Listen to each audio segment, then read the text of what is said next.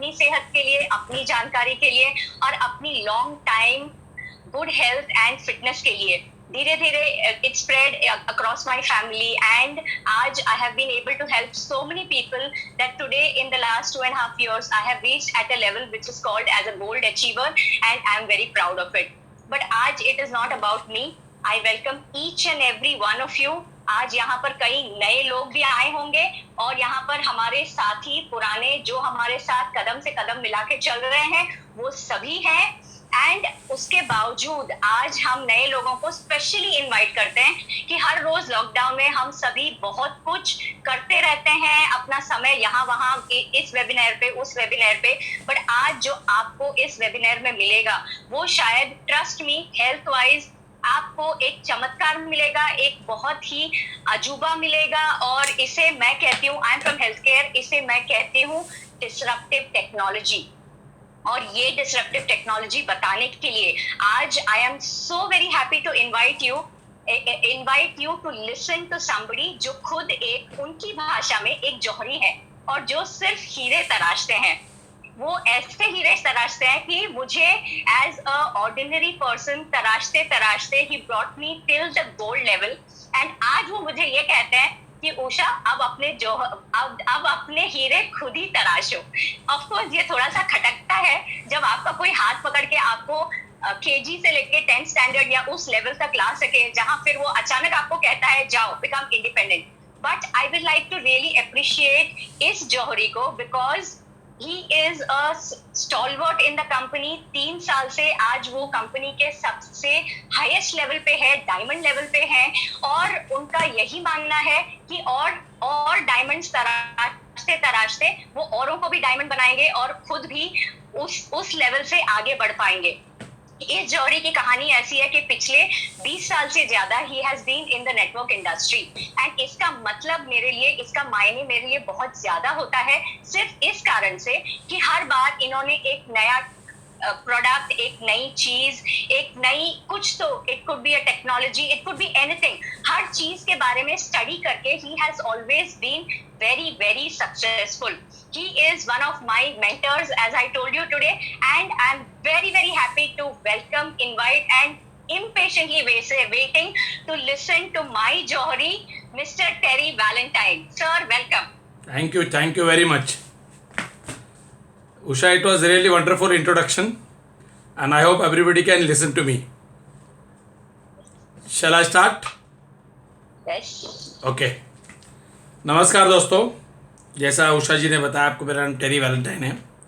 आज मैं आपको जेनेटिक की उस दुनिया में ले जाऊंगा जिससे आपको ये पता लगेगा कि हर आदमी को जेनेटिक्स करना क्यों ज़रूरी है और पर्टिकुलरली जो आज माहौल चल रहा है ये कोविड का, इसमें और ज़रूरी क्यों हो जाता है और ये हेल्थ आपकी कितनी इंपॉर्टेंट है इसके बारे में बात करेंगे।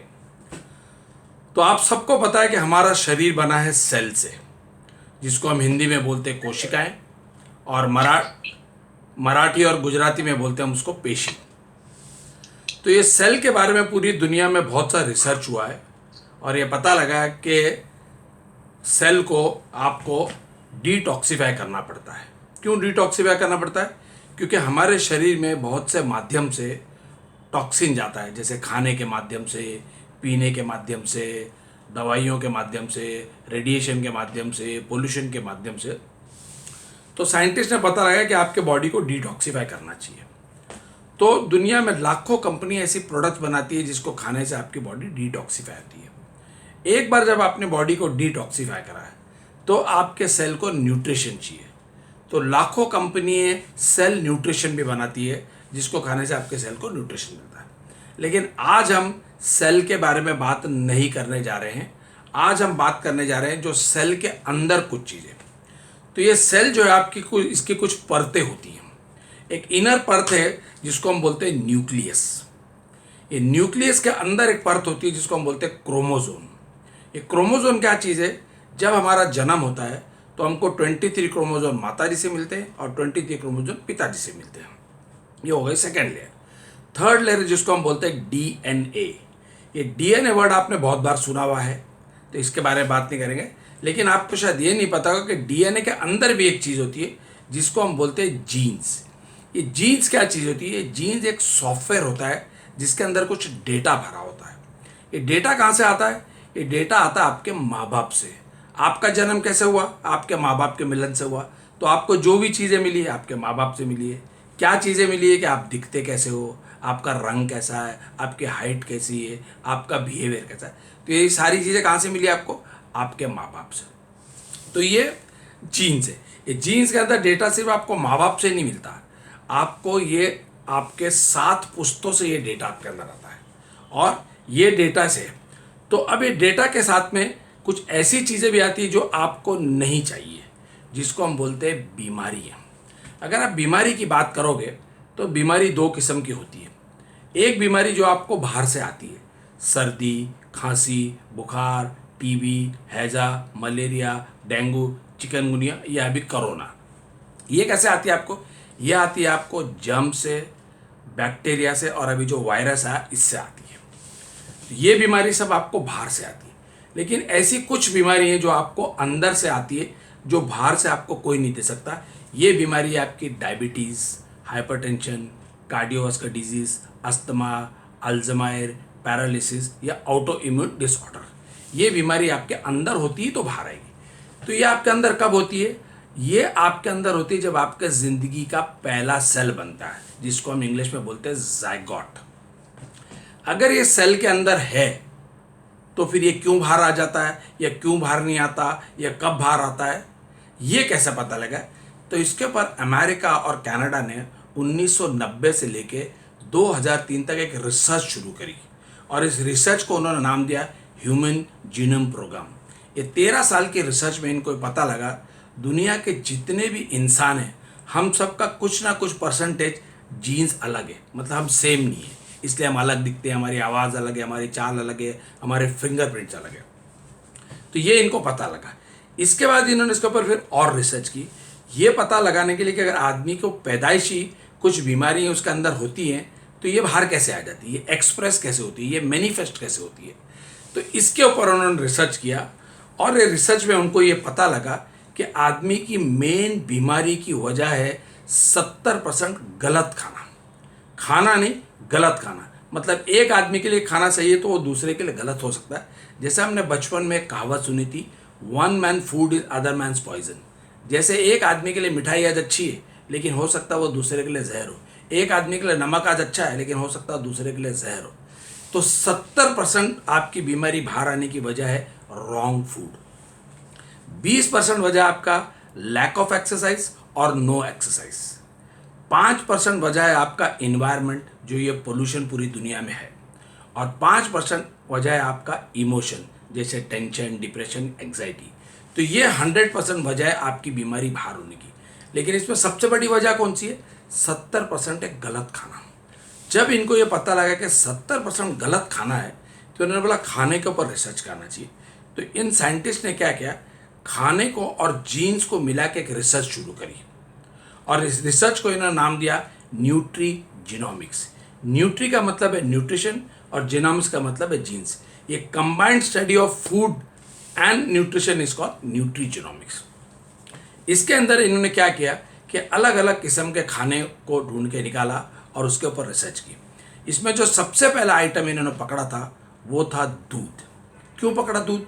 क्योंकि दूध एक ऐसी चीज़ है कि बच्चा पैदा होता है और पैदा होकर मरते दम तक पीता है। इसमें कोई जात पात का लफड़ा नहीं होता, कोई धर्म नहीं होता, कोई वेज नॉन वेज का नहीं होता। तो इन्होंने सबसे पहली चीज़ की दूध पे रिसर्च किया। जब दूध पे इन्होंने रिसर्च किया तो इनको पता लगा कि दूध के अंदर एक आइटम है जिसको हम बोलते हैं लैक्टोस। ये लैक्टोस क्या चीज़ है? ये लैक्टोस दूध की शक्कर को बोलते हैं।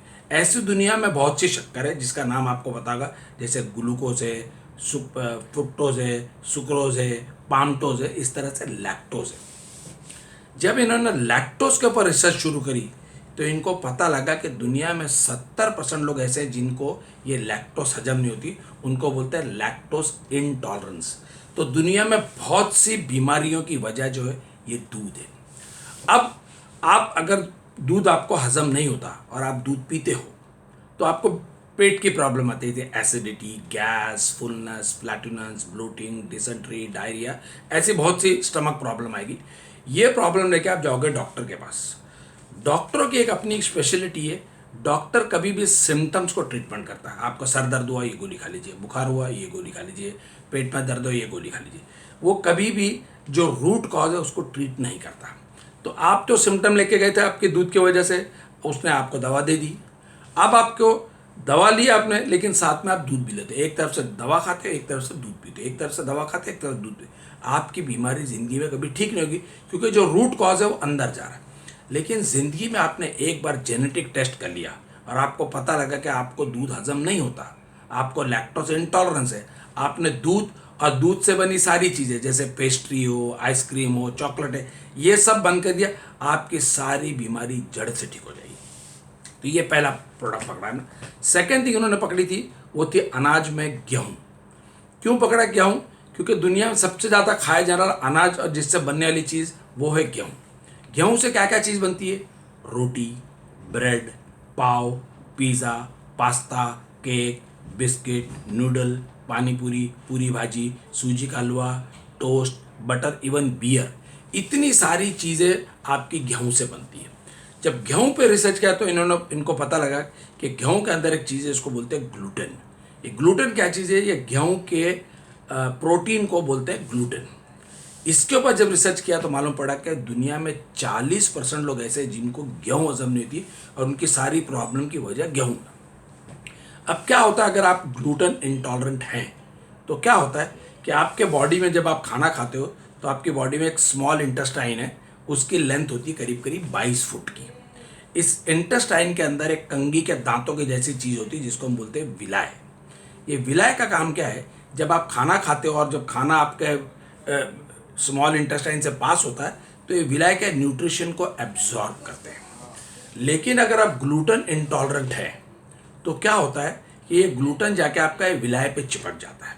ये जब विलाय पे चिपक जाता है तो आपके बॉडी का एक डिफेंस मैकेनिज्म है जिसको हम बोलते हैं वाइट सेल्स। इसका काम क्या है कि बॉडी को आपकी सुरक्षा देना। तो जब ये विलाय पे ये आपका चिपक जाता है ग्लूटेन, तो इसको लगता है कोई फॉरेन बॉडी दुश्मन आ गई, तो ये क्या करता है उस पर अटैक करता है और उसको पूरा प्रेस कर देता है। अब आपके बॉडी के अंदर विलाय नहीं रहते हैं, तो जब आप जो भी खाना खाते हो उसका न्यूट्रिशन एब्जॉर्ब नहीं होता। अब न्यूट्रिशन में क्या बोलेंगे तो बेसिकली 5 चीज़ होती है। प्रोटीन है, कार्बोहाइड्रेट है, मिनरल्स है, वाइटामिन और फैट है, और इसके फिर अलग अलग हिस्से।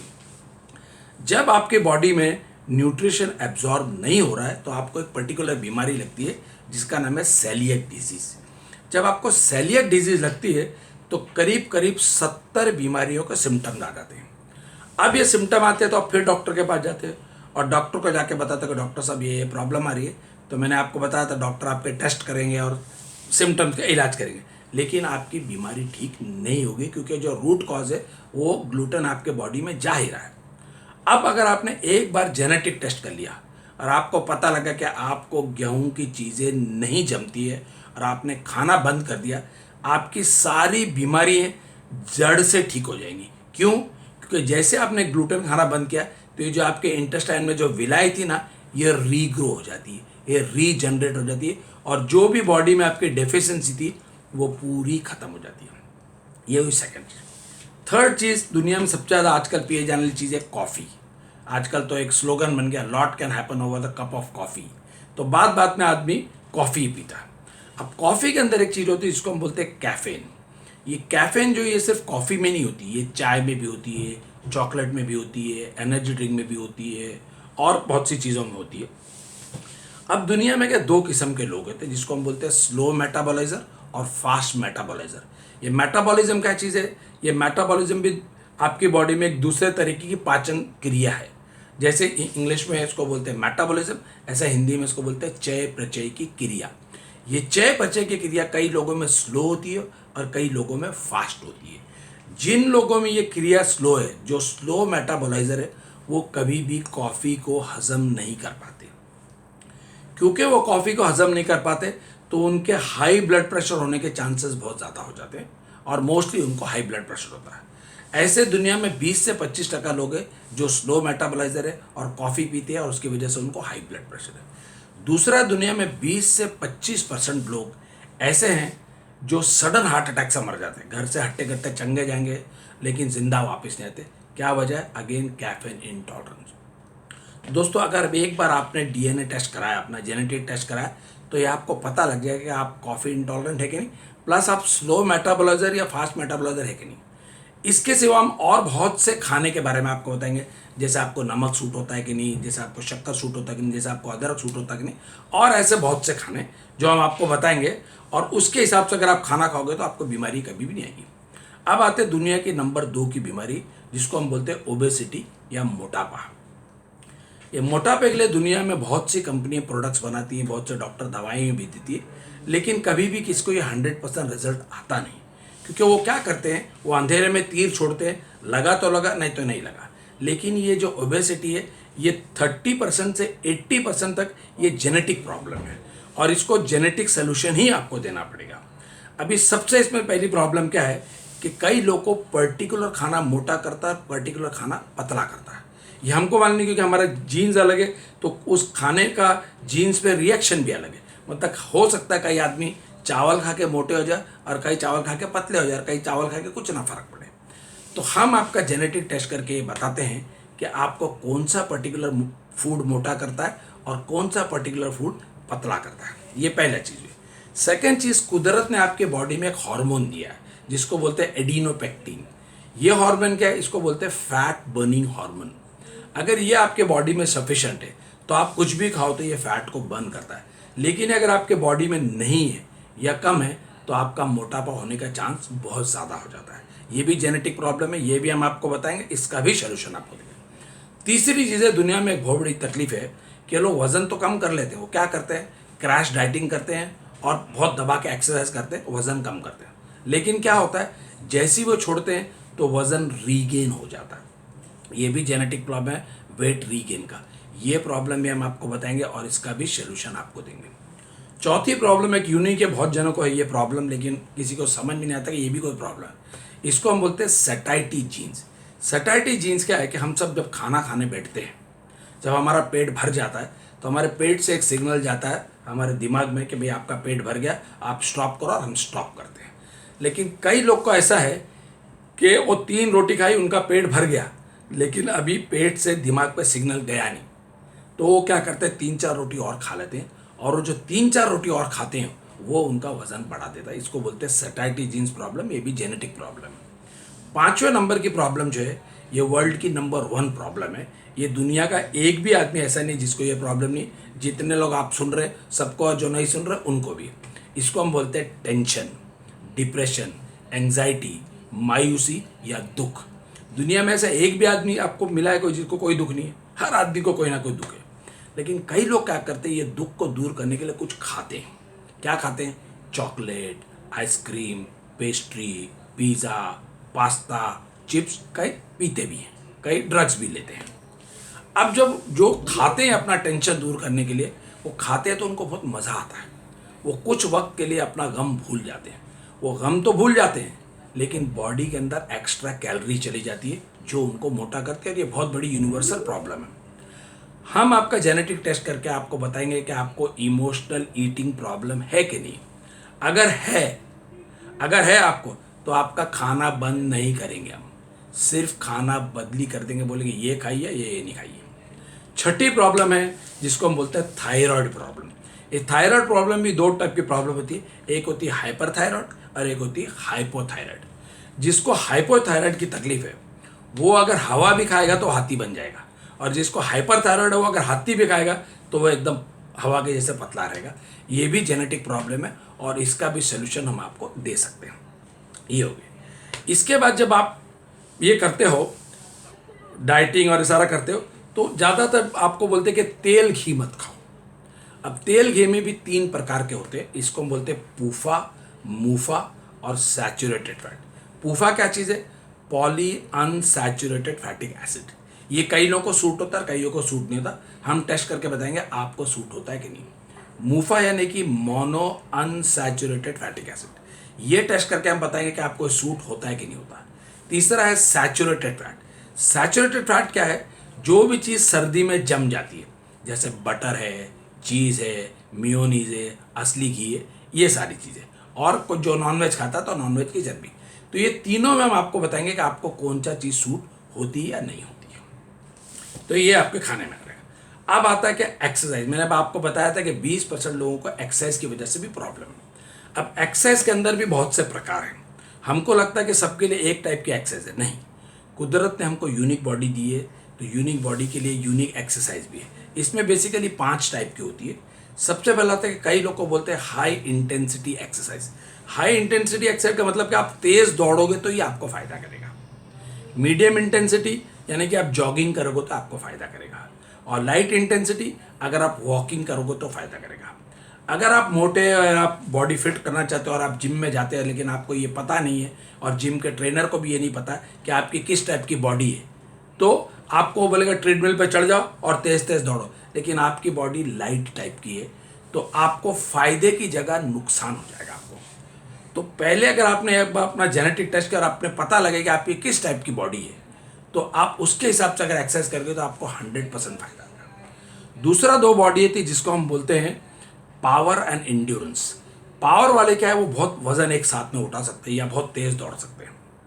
लेकिन जो इंड्योरेंस वाले वो कम वजन उठा सकते हैं लेकिन देर तक उठा सकते हैं। वो फास्ट नहीं भाग सकते लेकिन लॉन्ग टर्म तक भाग सकते हैं।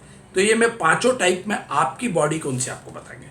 इसके बाद हम बता कि आपको कुदरती मोटिवेशन टू ट्रेन है कि नहीं। लास्ट हम बताते हैं कि आपके बॉडी में कुदरत ने एक हार्मोन दिया जिसको बोलते हैं IL-6, इंटरल्यूटन 6। ये इंटरल्यूटन 6 क्या बताता है कि आपकी बॉडी में इन्फ्लामेशन कितना है। पूरी बॉडी में सारी बीमारियों की जो वजह है वो इन्फ्लामेशन ही होती है। कोई ना कोई जगह इन्फ्लामेशन ही मतलब आपकी बॉडी में रखते, तो हम बता आपको इंटरल्यूटन 6 है कि नहीं। प्लस हम आपको ये बताते हैं कि आपको मसल्स का इंजरी चांसेस कितना है, कौन सी जगह कितना, तो उसके हिसाब से हम आपको बताएंगे क्या वार्म अप करो, कौन सी एक्सरसाइज करो, कौन नहीं करो, कितनी देर करो।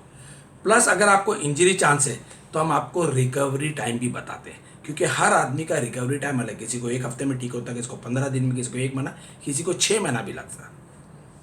प्लस हम आपको बताते हैं कि जॉइंट्स प्रॉब्लम, लोगों को गठिया हो जाता है, ऑस्टोआर्थराइटिस है, रोमेटॉइड आर्थराइटिस है, और जॉइंट्स की बहुत सी प्रॉब्लम है, इन्फ्लामेशन वगैरह था, वो भी बताएंगे। ये भी जेनेटिक प्रॉब्लम है और ये भी आपकी न्यूट्रिशन से ठीक की जा सकती है। अब आते हैं हम थोड़ा सा क्रॉनिक प्रॉब्लम पे। क्रॉनिक प्रॉब्लम में हिंदुस्तान की नंबर 1 प्रॉब्लम है आज डायबिटीज़। करीब करीब 8 करोड़ लोग को ऑफिशियली डायबिटीज़, हर 5वें-6ठे आदमी को डायबिटीज़ है। अभी डायबिटीज़ भी जेनेटिक प्रॉब्लम है। ये अगर आपके माँ बाप को है या आपके दादा दादी को, तो आपको होने का चांसेस बहुत ज़्यादा हो जाता है। तो ऐसे बच्चे क्या करते हैं, हर महीना जाके चेक कराते कि भाई डायबिटीज़ हुई कि नहीं, हुई कि नहीं, हुई कि नहीं। कब तक चेक कराते, जब तक हो नहीं जाती। और अब हो गई, अब आप कुछ नहीं कर सकते, आप जो करेगा वो डॉक्टर करेगा। लेकिन हमारे टेस्ट में 1 दिन के बच्चे का भी आप टेस्ट करके बता सकते हैं कि भाई आपको डायबिटीज़ होने वाली है, कितना चांस है डायबिटीज़ का। अगर हम आपको ये प्रेडिक्ट करते हैं कि आपको डायबिटीज़ होने वाली है, तो हम आपको प्रिवेंट करने का भी तरीका बताते हैं। मतलब इसको जो स्विच ऑन करता है डायबिटीज़ को, वो स्विच को ऑन नहीं होने देते। प्लस डायबिटीज़ के अंदर खाने का बहुत परहेज़ करते हैं। खाने में ज़्यादातर डायबिटीज़ के जो न्यूट्रिशनिस्ट है या डॉक्टर है बोलते हैं कि आप फाइबर बहुत खाओ या होल ग्रेन खाओ। लेकिन हमारा DNA टेस्ट बताता है कि 50% लोगों को होल ग्रेन से या फाइबर से आपको डायबिटीज़ बढ़ती है। तीसरा चीज़, डायबिटीज़ के अंदर बहुत किस्म की दवाई हैं, लेकिन 2-4 दवाई इसकी बहुत डॉक्टरों की फेवरेट है। एक का नाम है मेटफॉर्मिन। ये 90% डॉक्टर आपको देते हैं, लेकिन दुख के साथ कहना पड़ता है कि 60% लोगों को ये दवा सूट नहीं होती है, और जिसको सूट नहीं होती उसको फ़ायदे की जगह ये नुकसान करना शुरू करती है। दूसरी एक दवा जिसको बोलते हैं पायोगोजेटलिन, ये इसके करीब करीब 66 ब्रांड बाज़ार में मिलते हैं, लेकिन ये भी काफ़ी लोगों को सूट नहीं होती है। तो हम आपको पहले बता देंगे कि आपको डायबिटीज़ होने वाली है कि नहीं होने वाली है। अगर होने वाली है तो इससे बचे कैसे, अगर हो गई है तो क्या खाना खाए, क्या फूड सप्लीमेंट खाए, और कौन सी दवाई ये ले। अब आता है सेकंड जो बीमारी है बहुत बड़ी है, ब्लड प्रेशर। ब्लड प्रेशर क्या, थोड़ा सा आपको समझा देता हूँ। हमारे शरीर में 2 किस्म की चर्बी होती है। एक चर्बी जिससे आप मोटे नजर आते हैं, इसको हम बोलते हैं विसरल फैट, जो आपके मसल्स में होती है। और एक चर्बी होती है जो आपके ब्लड में होती है, जिसको बोलते हैं कोलेस्ट्रॉल्स और ट्राइग्लिसराइड, HDL या LDL। अब क्या होता है कि आपके बॉडी में बहुत लंबी नसें, मतलब अगर नसें निकाले तो पूरे दुनिया का चक्कर मार जाएंगे, इतनी लंबी नसें हैं आपकी बॉडी में। और ये नसें भी 3 प्रकार की, जिसको बोलते हैं arteries, veins and capillaries. Hindi में बोलते हैं धमनी, शीरा और केशवाहिनी। अब ये ब्लड जो है आपका ये नसों में चलता है, लेकिन अगर ब्लड के अंदर ये चर्बी है जिसका नाम है कोलेस्ट्रॉल ट्राइग्लिसराइड होगा तो ये आपके नसों के अंदर ये जम जाती है। जम जाने से क्या होता है कि जैसे एक रबर का पाइप है, रबर के पाइप में से पानी का फ्लो अच्छी तरह से जा रहा है, लेकिन उस रबर के पाइप को आपने अगर बीच में से टाइट पकड़ लिया तो क्या होता है, इधर वो प्रेशर से पानी निकलना शुरू होता है। इसी तरह से अगर आपके नसों में चर्बी जम गई है तो होल छोटा हो गया। अब हार्ट आपका ब्लड पंप बराबर कर रहा है लेकिन आगे जाने को जगह नहीं है, तो क्या आपका ब्लड प्रेशर से निकलता है। ये प्रेशर आपका ब्लड प्रेशर है, और यही अगर ज़्यादा चोकअप आ जाए तो फिर आपको angiography, angioplasty, open heart surgery, bypass surgery वगैरह करना पड़ती है। ऐसी बहुत सी क्रॉनिक डिजीजेस के बारे में भी हम आपको बताते हैं। कैंसर दुनिया में बहुत फैल रहा है, आज बहुत लोग मर रहे हैं कैंसर से, बड़े बड़े फिल्म आर्टिस्ट वगैरह मर गए, हम आपको कैंसर का बताएं। प्लस बॉडी के जितने भी आपके ऑर्गन्स हैं, जैसे किडनी है, लीवर है, पैनक्रियाज है, आँखें हैं, ब्रेन है, ये सारे के बारे में बताएंगे। इसमें आपको कोई बाद में प्रॉब्लम आने वाली है कि नहीं, ये होगा। अब आते हैं हम थोड़ा सा बच्चों के बारे में और जवानों के बारे में। जवानों के बारे में आज पहले बच्चों का बताता। बच्चों के अंदर आजकल नई प्रॉब्लम्स बहुत आ गई, ये बच्चों से शुरू होती है और बड़ों तक जाती है, जिसको हम बोलते हैं कि साइकोलॉजिकल प्रॉब्लम। ये साइकोलॉजिकल प्रॉब्लम में मैक्सिमम जो है जेनेटिक प्रॉब्लम है। इसमें सबसे पहली प्रॉब्लम क्या है, कई बच्चे लोग जो है मिस्टेक करते जाते हैं और उससे सीखते नहीं, ये भी जेनेटिक प्रॉब्लम है और ये भी खाने से ठीक की जा सकती है। सेकेंड प्रॉब्लम आज बहुत बड़ी कॉमन प्रॉब्लम है ADHD, अटेंशन डेफिसिट या हाइपर एक्टिविटी। बच्चे वो उनका अटेंशन नहीं होता, पढ़ाई नहीं कर पाते, ये भी आपकी न्यूट्रिशन से और जेनेटिक टेस्ट से ठीक की जाती है। तीसरा चीज़ है, कई बच्चे जो है लैंग्वेज नहीं सीख पाते, ये भी जेनेटिक प्रॉब्लम है, ये भी आपकी ठीक की जा सकती है। चौथा प्रॉब्लम इसमें है कि कई बच्चे जो होते हैं वो नॉवेल्टी सीकिंग बच्चे होते हैं। नॉवेल्टी सीकिंग यानी कि बच्चे को उनको अलग अलग नए नए तरीके से सिखाना पड़ता है। जैसे आपने उसको बोला A फॉर एप्पल तो उसको याद हो जाता है A for Apple, B for ball बोला तो B फॉर बॉल याद हो जाता है।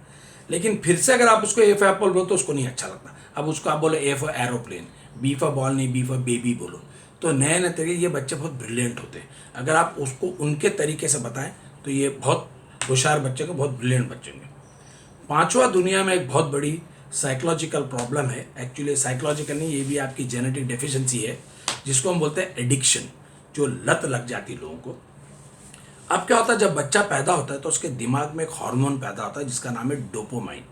ये डोपामाइन क्या है, ये हैप्पीनेस हार्मोन है। लेकिन कई बच्चे जब पैदा होते हैं तो उनके दिमाग में ये होता नहीं। ऐसे बच्चे हमेशा चुप रहते हैं, शांत रहते हैं, कोने में बैठे रहते हैं। उनके माँ बाप को लगता है कि हमारे बच्चे जो हैं बहुत शांत है और सीधे हैं, लेकिन ये बच्चे शांत और सीधे नहीं हैं, ये बच्चे जो हैं दुखी बच्चे हैं।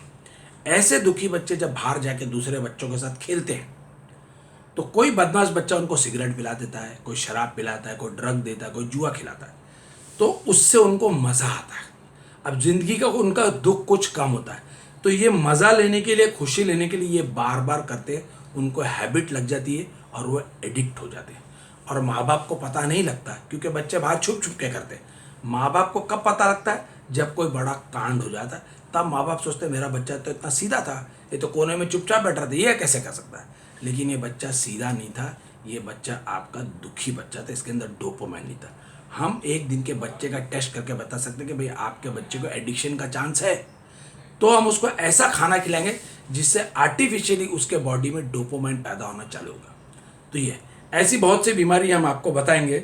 अब आपको थोड़ा बताता हूँ कि इसका फ्यूचर क्या है, what is the future of genetics. जो साइंस एडवांस होते जा रहा है, अभी इन्होंने एक नई टेक्नोलॉजी शुरू की जिसको बोलते हैं क्रिस्पर टेक्नोलॉजी।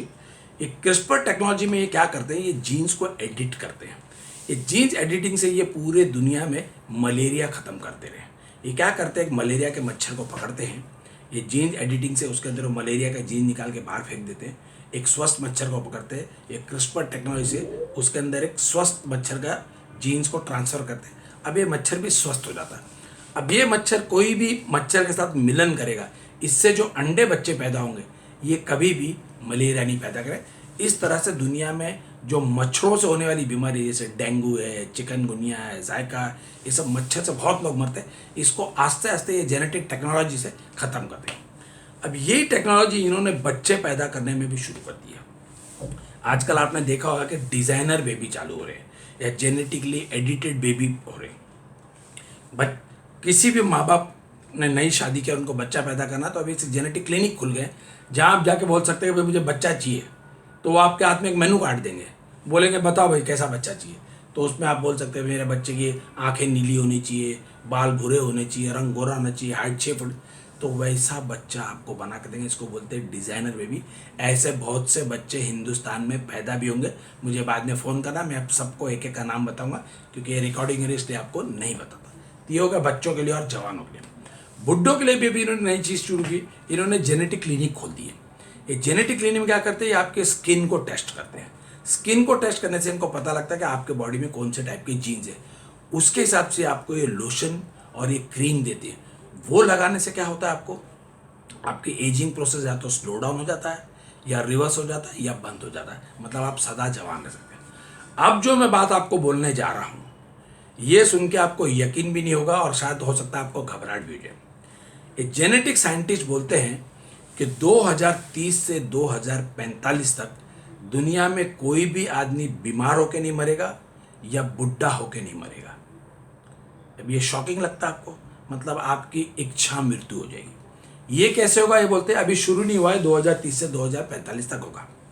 ये क्या बोलते हैं कि अगर आपके बॉडी में कोई भी बीमारी के जीन्स हैं या बुढ़ापे के जीन्स आ गए, तो उसको क्रिस्पर टेक्नोलॉजी से निकाल के बाहर फेंक देते। एक जवान स्वस्थ आदमी का जीन्स आपके अंदर डाल देंगे, वो खुद डुप्लीकेट होगा, खुद मल्टीप्लाई होगा, खुद रीजनरेट होगा, और आप फिर जवान और फिर स्वस्थ रहेगा। और ये क्रिया ये बार बार बार बार कर सकते हैं। तो दोस्तों, जेनेटिक की दुनिया में बहुत कुछ हो जा रहा है। अब जो मैं आपको बताने जा रहा हूँ चीज़, पहले बताया था कि ये इसका प्राइस क्या और ये कैसे होता है, थोड़ा सा आपको बता दूँ। अब ये टेस्ट जो होता है ये सारे बड़े बड़े हॉस्पिटल्स में भी होता है, ये आपको बता दूँ। इसमें 4 टाइप के टेस्ट होते हैं, जिसमें 2 टाइप के टेस्ट आपको मालूम है। एक बोलते हैं फॉरेंसिक इन्वेस्टिगेशन ऑफ डीएनए, जो पुलिस वाले करते हैं क्राइम डिटेक्शन के लिए। दूसरा टेस्ट है पैटर्निटी टेस्ट, वो जो करते हैं माँ बच्चा बाप बेटा किसका, वो पता करने के लिए करते हैं। तीसरा इसमें है कि फार्माकोलॉजिकल टेस्ट। ये टेस्ट कौन करते हैं, ये करते हैं qualified doctor after the disease is detected. उससे क्या होता है फायदा उनको, वो पेशेंट को टेस्ट करने से उनको ये पता लगता है कि इसको कौन सा टाइप का फूड उसको सूट होता है, कौन सी मेडिसिन सूट होती है, और डोजेस का साइज क्या होता है ये। लेकिन जो हम करते हैं उसको हम बोलते हैं न्यूट्रीजीनोमिक्स। इसका क्या खासियत है, ये सारा आपका ट्रीटमेंट जो खाने से, एक्सरसाइज और लाइफस्टाइल से होता है। तो ये बड़े बड़े हॉस्पिटल में होता है। वहाँ पर उन्होंने एक पैकेज बनाया हुआ है कि 33 पैरामीटर्स, और एक पैरामीटर का चार्ज करते हैं अप्रॉक्सीमेटली आपको 3,000 रुपया। तो 33 का यह होता है आपको 99,000 रुपीज़, और 1,000 वो लेते हैं बुक का, और ये आपको पूरी एक रिपोर्ट बना के देते हैं। अब ये रिपोर्ट जब आपके हाथ में आती है तो ये आपके समझ में कुछ आएगी नहीं, क्योंकि इसके अंदर जेनेटिक लैंग्वेज होती है और इसमें मेडिकल लैंग्वेज होती है। तो डॉक्टर आपके लिए पूरी रिपोर्ट पढ़ेगा, आपको समझाएगा और 1 साल तक काउंसलिंग करेगा। उसका वो 15,000 रुपये अलग से लेगा, मतलब आपका बिल हो गया 1,15,000 रुपये। इसके बाद अभी सोल्यूशन तो मिला ही नहीं आपको, तो इसका सोल्यूशन देने के लिए हॉस्पिटल में न्यूट्रिशनिस्ट है, और न्यूट्रिशन आपकी पूरी रिपोर्ट पढ़ेंगी, आपको समझेंगी, उसके हिसाब से आपको पूरा डाइट चार्ट बना के देंगी, आपको आपका लाइफस्टाइल बताएंगे, आपको एक्सरसाइज बताएंगी 1 साल के लिए। उसका वो भी 15,000 रुपये चार्ज करते हैं, मतलब आपका बिल हो गया अब 1,30,000 रुपये। प्लस ये जो आपका सैंपल कलेक्ट करते हैं, ये वो रखते हैं जीन्स बैंक में। कब तक के लिए रखते हैं, 6 साल के लिए रखते हैं। ये 6 साल रखने का वो लेते हैं 25,000 रुपया, मतलब टोटल बिल हो जाता है 1,55,000 रुपये। अब हम कितने में करते हैं ये आप जानना चाहेंगे, तो हम ये इसको करते हैं 105 पैरामीटर, वो करते हैं 33 पैरामीटर, हम करते हैं 105 पैरामीटर, मतलब उनसे 3 टाइम से भी ज़्यादा। वो एक टेस्ट का लेते हैं आपसे 3,000 रुपया, और हम एक टेस्ट का आपसे लेते हैं सिर्फ 300 रुपया। अब जो वो 3,000 में दे रहे हैं वो हम आपको 300 रुपये में दे रहे हैं, प्लस हमारे पास पूरी पैनल है डॉक्टर की, बाद में आपको फोटोज दिखाएंगे। ये डॉक्टर की पैनल आपको फ्री काउंसलिंग करती है, फ्री एडवाइस करती है, तो आपका वो 15,000 रुपये बढ़ जाता है। हमारे पास पूरी पैनल है न्यूट्रिशनिस्ट की, जो आपको आमने सामने बिठा के काउंसलिंग करेंगी, पूरा समझाएंगे, आपको पूरा डाइट चार्ट और एक्शन प्लान देंगे 1 साल के लिए, और वो भी हम एब्सोल्युटली फ्री करते हैं, मतलब वो भी 15,000 रुपये आपका बच जाता है। फिर ये जो 25,000 रुपये जीन्स बैंकिंग का लेते हैं, ये फैसिलिटी भी हम आपको एब्सोल्युटली फ्री देते हैं। मतलब जो आपको उधर 1,55,000 में मिलता है, वो हम आपको देंगे सिर्फ 38,000 रुपीज़ में। कहाँ 1,55,000 और कहाँ 38,000, कहाँ 33 पैरामीटर, यहाँ 105 पैरामीटर। और दूसरा कि 105 पैरामीटर हो गया, इसके बाद हम आपको हेल्प डेस्क भी देते हैं। लेकिन आप हमको अगर प्रॉमिस करो कि आप इसको प्रमोट करोगे, इसको अवेयरनेस क्रिएट करोगे, हमारा पूरा इसके अंदर मकसद है कि ये लोगों तक ये साइंस को पहुंचाया जाए, लोगों की मदद की जाए, उनको स्वस्थ रखा जाए। अगर आप प्रॉमिस करते हैं कि आप इसको प्रमोट करोगे और आप इसकी अवेयरनेस के, तो हम आपको देंगे सिर्फ 25,000 रुपये में, सिर्फ 25,000 में। और अगर आप इसको किसी को रिकमेंड करते हो, किसी को रेफ़र करते हैं, तो उसमें हम आपको इनकम भी देते हैं। अब आपको ये करना क्यों चाहिए वो थोड़ा सा आपको बता देता हूँ। टाइम कितना हो गया देख लो जरा। अब आपको करना चाहिए, अब आपको ये क्लियरली चीज़ समझना चाहिए कि जब आप खाना खाते हो, क्योंकि बिना खा के तो जी नहीं सकते, हर आदमी पैदा होकर जब से मरते दम तक खाता ही खाता है, तो ये खाने में 2 चीज़ हो सकती है। या तो ये खाना आपके शरीर के लिए फ़ायदेमंद हो सकता है, या आपके शरीर के लिए नुकसानदायक हो सकता है। दोनों में से एक ही चीज़ होती है। कब से होता है? ये पहले निवाले से होता है। जब पहला निवाला का या तो वो फायदा करेगा या नुकसान करेगा। अब फायदा करेगा तो क्या करता है, अगर आपने खाना खाया और आपके वो जीन्स के हिसाब से, तो सबसे पहले तो आपका मेटाबॉलिज्म अच्छा हो जाएगा, मतलब आपकी चय प्रचय की क्रिया अच्छी हो जाएगी। चय प्रचय की क्रिया अच्छी होने की वजह से आपके बॉडी का एनर्जी लेवल बढ़ जाएगा, प्लस आपका इम्यूनिटी सिस्टम बढ़ जाएगा, रोग थामने की शक्ति बढ़ जाएगी। चौथा, आपका एजिंग प्रोसेस स्लो डाउन होगा। हम सबको 120 साल जीना चाहिए हेल्दीली, कुदरत ने हमको इतनी बॉडी दी है, लेकिन हम जी नहीं पाते। क्यों? क्योंकि हमारा एजिंग प्रोसेस स्लो डाउन नहीं रहता, और ये प्रॉब्लम। पांचवा चीज़, अगर आपने खाना आपके जीन्स के हिसाब से खाया, तो कभी डॉक्टर, हॉस्पिटल और मेडिसिन का तकलीफ नहीं होगा। पांचवा, हमेशा आप फ्रेश रहोगे, कभी आपका बॉडी वेट नहीं बढ़ेगा, आपके अंदर मोटापा रहेगा, एनर्जी लेवल हमेशा रहेगा, हमेशा फ्रेश रहोगे आप, और आपको जीने का मजा आएगा। प्लस आपकी अगर जवान हो तो आपकी सेक्सुअल पावर भी बढ़ जाएगी इसके अंदर, बिकॉज खाना आप उसके हिसाब से खा रहे हो। ये अगर आप अपने जीन्स के हिसाब से खाना खा रहे हो, ये आपको कैसे पता लगे? ये सिर्फ जेनेटिक टेस्ट के हिसाब से लगे। आप अपने मन से अच्छी अच्छी चीज़ें खाओ, हो सकता है वो अच्छी चीज़ आपके लिए नुकसान कर रही है, क्योंकि आपको पता नहीं, क्योंकि आपके जीन्स अलग है। सेकेंड चीज़, अगर ये आपका नुकसान करती है, अगर ये खाना आपको सूट नहीं है, तो क्या होता है? सबसे पहले आपके बॉडी में ऑक्सीडेटिव स्ट्रेस हो जाता है। What is oxidative stress? ये क्या होता है कि आपको कोई चीज़ खाने का मन नहीं है, आपको चीज़ अच्छी नहीं लगती, लेकिन आपको ठूस ठूस के आपके बॉडी में डाल रहा है, तो वो जाके बॉडी में टॉक्सिन बन जाता है। और ये टॉक्सिन बनने के लिए क्या होता है, आपके बॉडी में फ्री रेडिकल्स होते हैं, और ये फ्री रेडिकल्स क्या करते हैं? आपके हेल्दी सेल्स को डैमेज करते हैं। ये पहला। सेकेंड, आपको न्यूरोलॉजिकल स्ट्रेस आता है। न्यूरोलॉजिकल स्ट्रेस क्या है? क्योंकि आपके बॉडी में ब्लड है, जिसमें ब्लड सेल्स है, वाइट सेल्स है, उसमें घूमता है और उसको ये पसंद नहीं आ रहा, तो आपको न्यूरोलॉजिकल मतलब आपकी नसों में तकलीफ है। उससे क्या तकलीफ? सबसे पहले आपको हेडिक होगा, आपको अल्जाइमर होगा, आपको पैरालिसिस हो सकता है, आपको वेरिकोस वेन्स प्रॉब्लम्स थी, ये तकलीफ है। चौथा, आपके बॉडी के अंदर आपको ये होगा तो सूजन होगी, आपको स्ट्रेस होगा, और आप हमेशा सुस्त पड़े रहोगे, आपके बॉडी में हमेशा एनर्जी रहेगी, आपका मेटाबॉलिज्म वीक होगा, एनर्जी लेवल डाउन होगा, आपका इम्यूनिटी सिस्टम डाउन होगा, आपका एजिंग प्रोसेस फास्ट हो जाएगा, आपको जीने का मजा नहीं गया, हमेशा आपको डॉक्टरों के पास जाना रहता है। तो आज कुदरत ने ये साइंटिफिक तरीका आपको दिया है कि आप पता करो आराम से, खाना तो खाना ही आपको। अगर आप अपने हिसाब से खाना खाते हो जेनेटिक के, तो ना डॉक्टर की ज़रूरत, ना दवाई की ज़रूरत, ना कुछ नहीं, और इम्यूनिटी सिस्टम भी अच्छा स्ट्रॉन्ग। तो आज ही दोस्तों, अगर आपको ये चीज़ पता लग गया, अब तक तो हमको पता नहीं थी, लेकिन आज पता लगी, तो अब इसको डिले मत करो। दूसरा चीज़ आपको बताता हूँ कि जो हमारा शरीर है, ये हमारा प्रभु का मंदिर है। प्रभु के मंदिर के साथ साथ ये आपका अपना घर भी है। आप इसी के अंदर रहते हैं। आपके पास बहुत बड़ा बंगला होगा, बहुत बड़ा फ्लैट होगा, या बहुत बड़ा घर होगा, आप उसमें नहीं रहते हो इसके अंदर ही। जो कुछ है इसी के साथ आते हो और इसी के साथ जाते हो। आप सोचते हो कि आपके दुनिया में बहुत लोग हैं, आपकी माँ है, आपका बाप है, आपका भाई है, आपकी बहन है, आपकी पत्नी, आपके बच्चे, कोई नहीं है। आपका सिर्फ आपका शरीर है। इसको स्वस्थ रखना, इसको सुंदर रखना, इसको तंदुरुस्त रखना आपकी जिम्मेदारी है। अगर आप नहीं रखोगे तो दुनिया का कोई नहीं सकता। आपके पास करोड़ों रुपया भी है और आपकी सेहत अगर अच्छी नहीं है और आप हॉस्पिटल में पड़े तो उस करोड़ों का कोई फ़ायदा नहीं। लेकिन अगर आपकी सेहत अच्छी है और आपके पास 1 रुपया भी नहीं है तो भी आपको जीने का मज़ा आएगा। और सेहत अच्छी है तो कभी भी करोड़ों रुपया कमा सकते हैं। इसलिए इंग्लिश में कहावत बनी है, हेल्थ इज़ वेल्थ। जान है तो जहान है दोस्तों। और आज ये जो कोविड का टाइम चल रहा है इसमें हेल्थ की इंपॉर्टेंस बहुत ज़्यादा हो गई। जो कोविड का टेस्ट करते हैं वो भी आरएनए टेस्ट करते हैं, हम डीएनए टेस्ट करते हैं, वो आरएनए टेस्ट करते हैं। तो आज कोविड में भी आरएनए डीएनए लोगों को पता लग रहा है।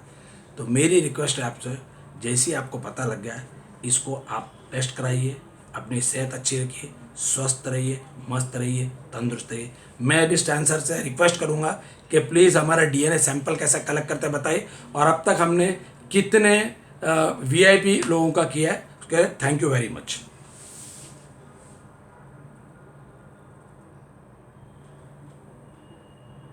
Velocity Lifetime Genetics